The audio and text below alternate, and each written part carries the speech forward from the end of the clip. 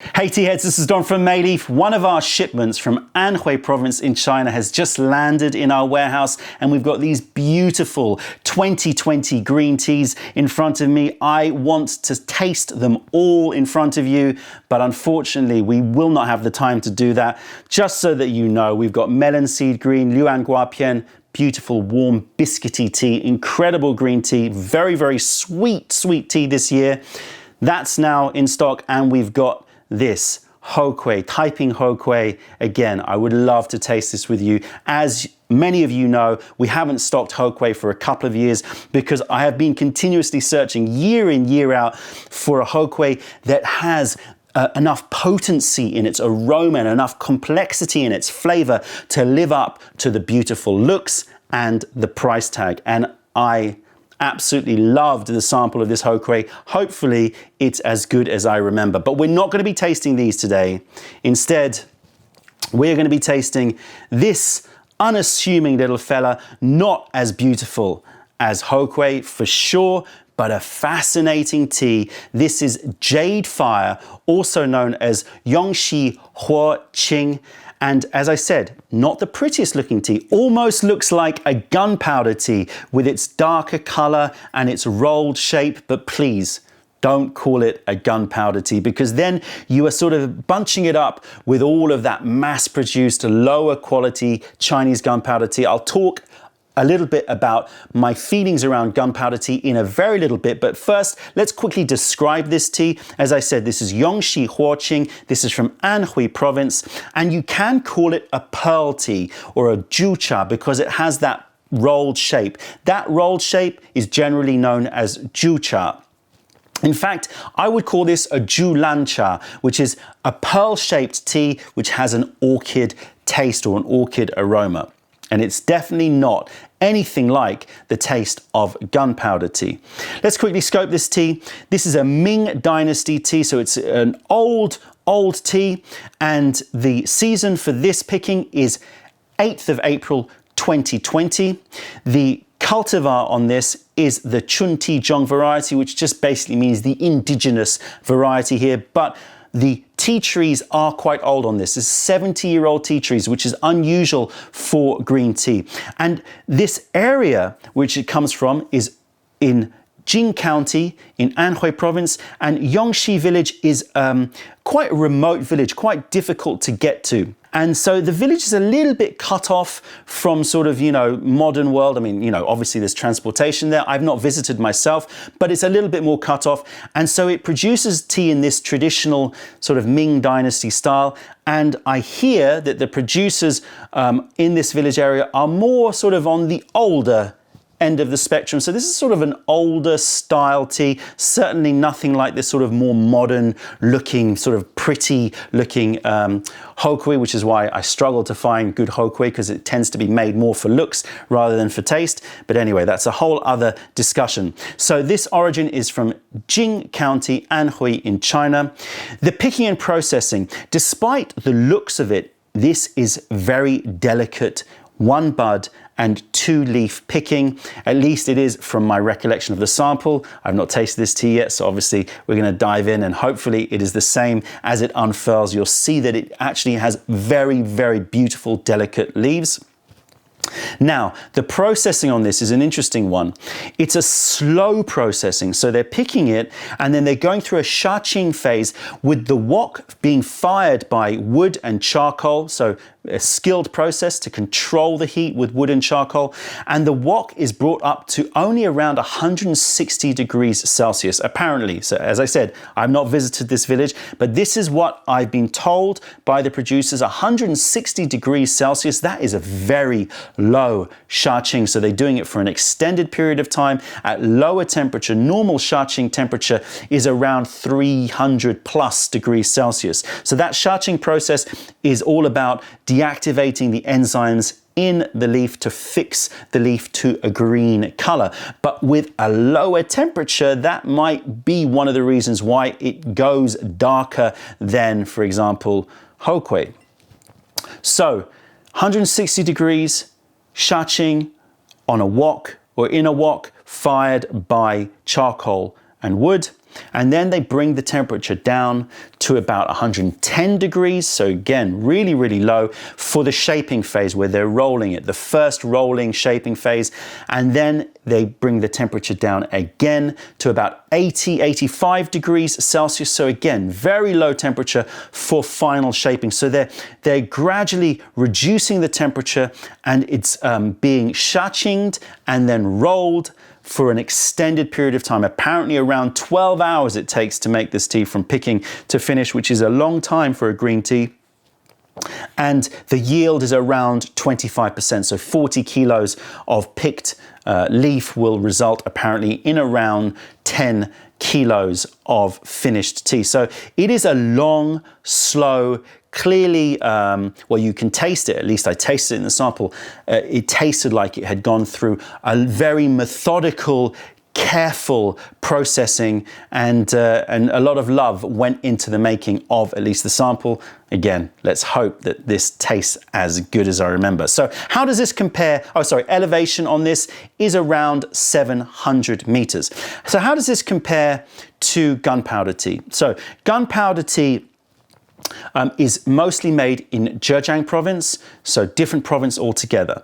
And it does have a similar shape, this sort of rolled pearl shape, and tends to also be similar color and also be very, very glossy. Sort of resembles the sort of incendiary like gunpowder pellets, but that's not apparently where the name comes from. Apparently the name gunpowder tea comes from a bastardization of gunpowder. Gunpowder means brewed freshly already, so freshly brewed. And maybe, if the story is correct, some exporters heard the Chinese talking about freshly brewed tea, and they took that gunpowder and turned it into gunpowder. But it's interesting because then sort of the look of the tea sort of matched the name, but also it sort of legitimized a smoky taste, because gunpowder, obviously incendiary. So when you taste gunpowder tea and you're being told that it should have a smoky aroma or a smoky taste, it all makes sense, right? The story all fits together. But for me, and for, I would say, the majority of green tea lovers, a smoky taste in pretty much all tea, but apart from Lapsang Souchong, but especially green tea, generally is a negative trait. It's not something that you're looking for. It generally means that the processing was done in a more mass-produced way, in a shoddy way. The temperature was either too high, or the leaves weren't moved around quickly enough, which means that they were probably doing a shaching process with a larger quantity of leaves, and the leaves start to scorch and become smoky. Or if it's being wood-fired, the charcoal and the wood smoke has been allowed to interfere with the tea, and therefore you're getting this smoky aroma. So for most people who are into the higher end teas, a smoky aroma is a negative trait. Now I want to say very, very clearly, if you enjoy tea, whatever tea you enjoy, that's great. Enjoy your tea. I'm not here to make black and white rules and tell you what you should enjoy or not enjoy. So enjoy what you enjoy, of course. And of course, you know, sometimes that smoky tea might, you know, work well in a blended tea or something like that. So as I said, enjoy the tea that you enjoy. I don't mean for this to be snobbish or exclusive in any way, but for my taste, smoky teas, smoky green teas are a sign of poorly made teas, mass-produced teas. So that's my opinion about gunpowder tea, which is why when I first looked at this tea, I thought, ooh, you know, my first glance was, oh no, is this a gunpowder tea? We never get samples of gunpowder tea being sent to us. In fact, I tried before this video to go through all my old samples to see if I could find a gunpowder tea to AB next to, but no luck. We haven't received samples of gunpowder tea for many, many years. But as I said, when I first saw this sample, I did think, what are they sending me a gunpowder tea? And I wasn't expecting much, but this is a perfect example of don't judge a book by its cover. Okay, it's not an ugly tea by any stretch of the imagination. It's still a good looking tea, but it just resembles that gunpowder tea that sort of like sent alarm bells ringing in my head. Don't judge a book by its cover. Looks are an important factor, but they're not that important. In fact, they're lowest in terms of importance. Obviously, taste, aroma, mouthfeel, finish, and body sensation, are what counts. Looks is just a sort of marker. It's a way of going, well, it could be. It's sort of like, it's just sort of making a guess through looks. And certainly there are many times when an ugly tea can taste great, and a beautiful tea, like Huo Kui's often are, can not live up to expectations. So let's quickly look at the leaves here. As I said, pearl-shaped, jucha, darker sort of pine greens, a little bit of bottle green. So sort of those darker colors. Very interesting. I wonder how much of the low temperature, long processing has come into play to contribute to the darkness of the leaves. Right. Flute brewer here. Very, very convenient. Let's get, I've got 7 grams here because we've got 200 ml flute brewer. So I recommend about 3.5 grams per 100 ml. 80-degree water. I was told by the producers, please don't go above 85 degrees because this is one of those teas that needs to be controlled in terms of temperature. Let's have a sniff of these dry leaves, and I hope that this sample lives up to the expectation. Because it's a new producer, I'm always a little bit more wary when I'm dealing with new producers. Here we go. Oh, so sweet. Sweeter than I remember. Biscuity sweet. Wow. It reminds me very, very much. Yeah, nail on the head. It just reminds me of chocolate chip cookies, but a very specific type, even a very specific brand of chocolate chip cookies. Those of you may know Maryland chocolate chip cookies, not the highest quality chocolate chip cookies by any stretch of the imagination, but sort of a childhood memory of mine. Maryland chocolate chip cookies. Wow, it's so spot on. It's like opening a pack of those cookies. Wow, that brings me back. Wow, I'm not going to say anything more. There's no other tasting notes or sniffing notes that I can give. That is bang on. Maryland chocolate chip cookies. Oh my gosh, that's wow. Here we go. Let's give it a rinse. And pour the rinse into our little fish tea boat here. Right, now let's smell these wet leaves. Let's let it steam a little bit.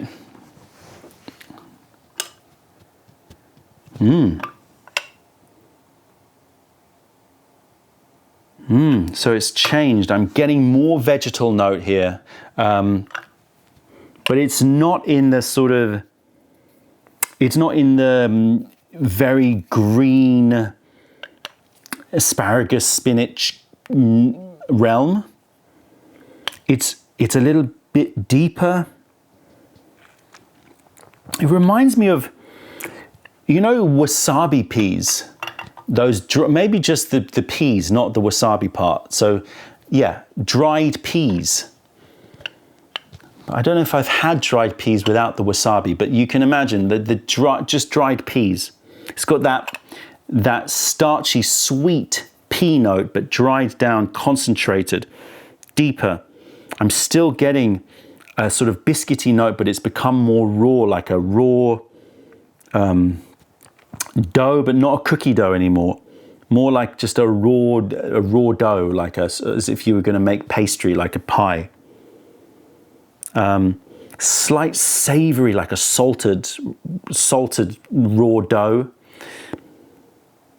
Salted dried peas, and then there's a sweetness which you get sort of, it's got a tangy sweetness, like a black currant syrup to it, like cassis. Yeah, cassis. Yeah, salty pastry but raw, and dried peas. Big change from the Maryland chocolate chip cookies to that. Really, really interesting change. Liking it. Okay, so we're going to brew this now. And I think that I'm going to brew this for about 30 seconds. I'm using my cam jove, so I don't have a timer here. But we're going to have to sort of do it in our head. And immediately take a look at that. Look at how it's starting to unfurl into this brighter, lighter, lime-colored leaves. Wow, what a beauty. I'm so glad I did this in a flute brewer. That's a beautiful, beautiful transformation.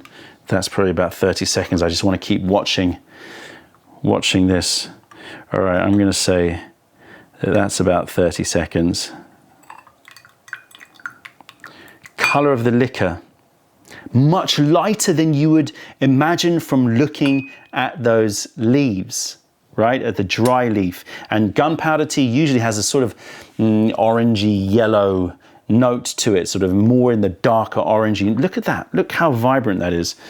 Let's, I'm just going to wipe it on here. Let's see if we can get a focus on this. Yeah. Very, very nice yellow-green, lime juice sort of colored green liquor. Wow. Exciting. Yeah, really very, very bright color. And I'm already starting to get the aroma of orchids. So just starting to pick it up from the liquor. Very aromatic, got a sort of floral orchid, almost like frangipane flowers as well. Those sort of sweet, light flowers. Okay, here we go. First taste of Jade Fire, Yongxi Huo Qing. Cheers, everybody.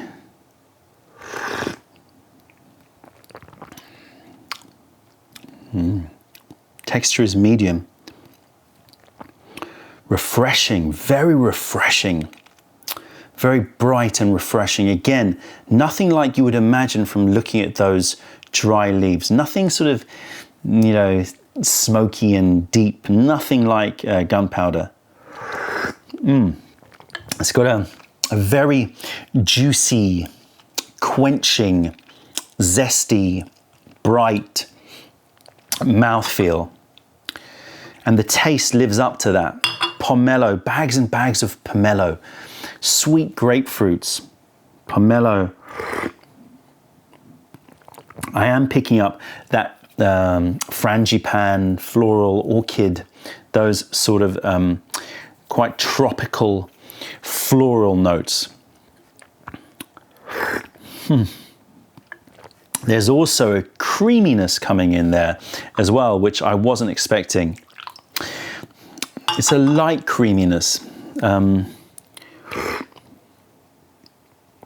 Again, we're in that sort of raw cookie dough, just lightly baked biscuits, but more in the raw cookie dough territory. Sort of sweet biscuity note to it.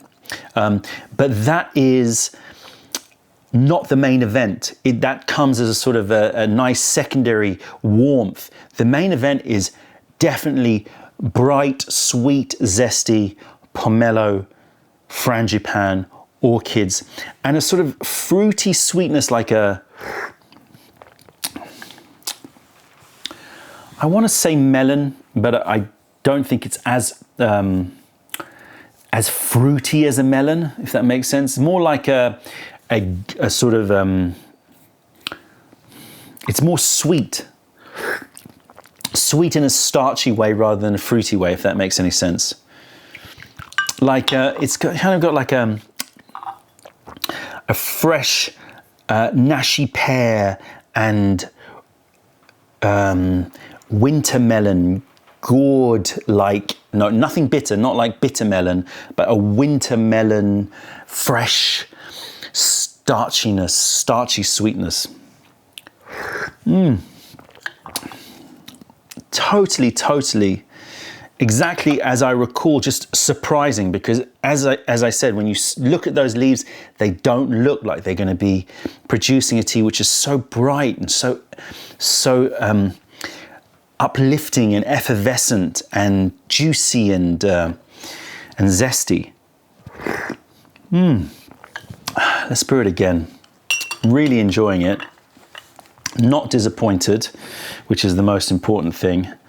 Again, I think, you know, just I'm sort of, I've got to retrain myself here, because clearly I have a sort of fixation on, I don't want green teas that look like gunpowder green tea. But this goes to show, and it might be an old tea. I mean, it is Ming Dynasty tea, produced in a sort of very traditional way over this long period. But this style tea is incredible. And the reason why, supposedly, the reason why the rolled tea is a thing, why people roll it, is not just because of looks, and not just because of the unfurling, and not just because of storage, but also when you roll tea, you tend to sort of reduce the area for the tea to sort of age, and therefore it sort of maintains the qualities, the fresher qualities of the tea, which is why, for example, Dragon Pearl Jasmine is rolled to sort of lock in all of that aroma and fragrance of the jasmine by rolling it. So less surface area to sort of interact with the environment. Right, second infusion. Again, beautiful bright color. Slightly more of that warm cookie dough note coming through. Also got a little savory umami note, nothing like a Japanese sencha or anything like that, but it's just moving a little bit in that direction. And what's lovely about that is that sort of amino acid savoriness transforms very quickly to create a lingering sweetness on the mouth. And let's talk about the finish, because the finish is definitely a quenching, not, it's a little bit dry, but in a more like a quenching way rather than a stringent sort of a drying way. It's just quenching and moving to juicy, and that juiciness is very, very refreshing, like a sweet melon fruitiness. Just a really enjoyable drinker. And one of the things about high quality green teas, of which there is no doubt this is one of them, and I'll probably do another video about this, but there's something in the taste of a super high quality green tea that's difficult to pinpoint. And oftentimes I use the term elegance, which is a little bit broad, but intentionally so. Elegance means that it's not pushing forward any particular one note flavor. It's sort of a little bit unassuming.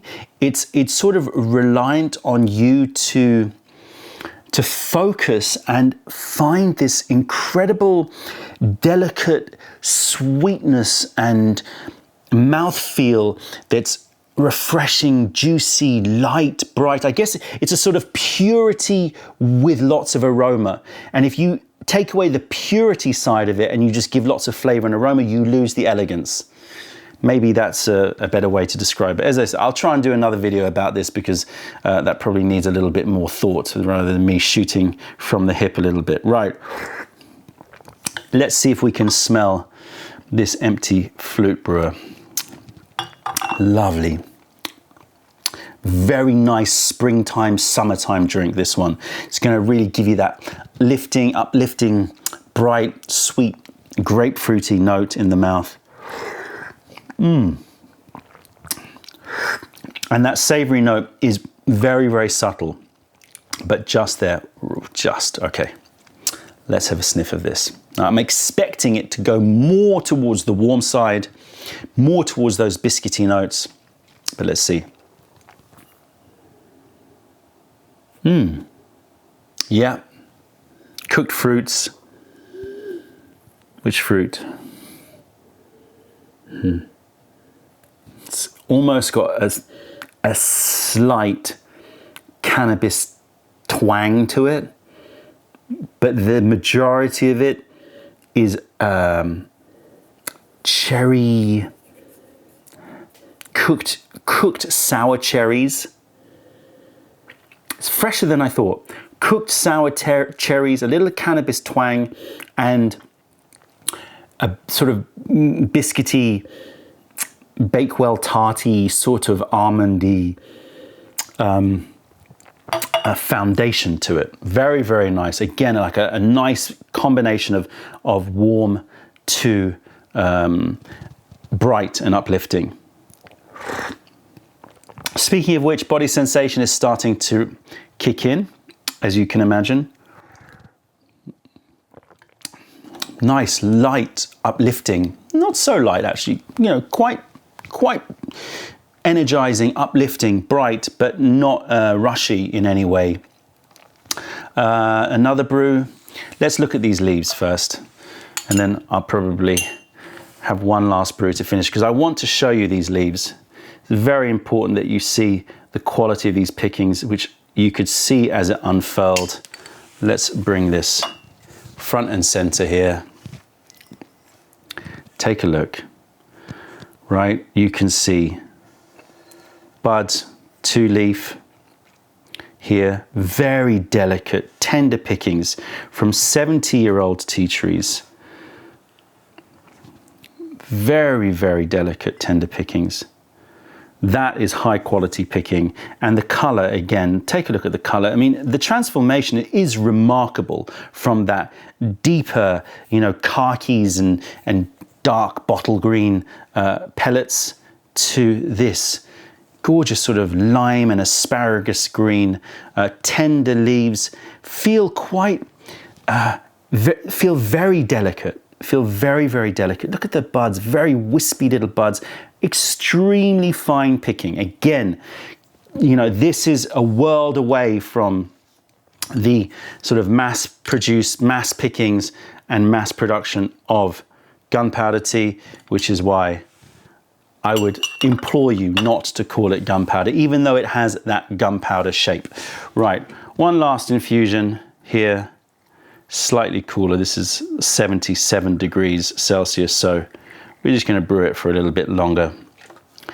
So we've done all of the 10-step tastings. Yes, we have. We've done all 10 now. A really, really lovely tea. And in terms of price point, it is very similar price to your Hokue's and your Yuan So even though these, you know, these producers up in their more remote part of Anhui province in Yongxi and Jing County in Anhui province, even though they are cut off a little bit supposedly, they certainly know what their price points are, because, you know, as I said, I was a bit nervous about this one because it is not, you know, in your sort of medium range price range. This is, you know, up there, definitely. Color just is continuously bright. I'm going to see how many infusions I'll get out of it, and you'll see on the website how many we can get, but I'm guessing at least 5, maybe more, judging by the sort of delicacy of those leaves. That the youth of those leaves generally means you're going to get more out of it because they tend to be very, very rich in nutrients. Flavor just keeps on giving even more zestiness. Really, really pomelo. Think pomelos and orchids and you are there. So there you go. Yongxi Huo Qing, Jade Fire, new for us, new for me, a brand new green tea that I had never tasted up until this year. Always love that. Always new surprises to delight the taste buds. And as I said, our Anhui shipment, one of our Anhui shipments, there are others coming, but one of our Anhui shipments is here. So we've got Taiping Hokui, monkey picked green tea, and Luan Guapian, aka melon seed green. They're both here. I can't wait to get stuck into these. I'll put links to all of these teas and the teaware in the description below so you can check it out if you would like to. That's it, tea heads. Check out our other videos, taste our teas wherever you are in the world by browsing mayleaf.com, and come visit us if you're ever in London. Other than that, I'm Don from Mayleaf. Thank you for being a part of the revelation of true tea. Stay away from those tea bags, keep drinking the good stuff, and spread the word, because nobody deserves bad tea. Bye.